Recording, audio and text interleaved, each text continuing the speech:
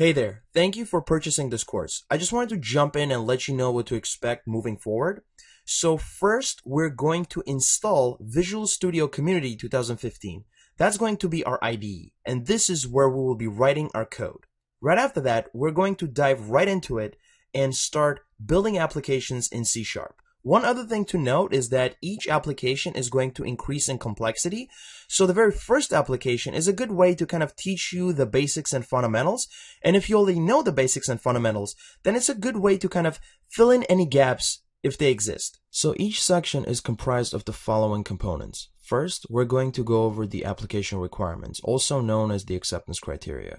Then we're going to write an algorithm for our application, which is basically a step-by-step process for solving a problem. And then we're going to make a flowchart that represents our algorithm. The reason why we're doing all this before even writing anything is because it is a best practice to brainstorm before writing any code. Once we're done with all this, then we're going to go over each and every single concept that you need to know in order to write the application. And then we're going to write the actual application. But then after that, we're going to write unit tests for our application in order to verify its functionality. And also, we're going to learn about unit testing in general because it is heavily used in the real world.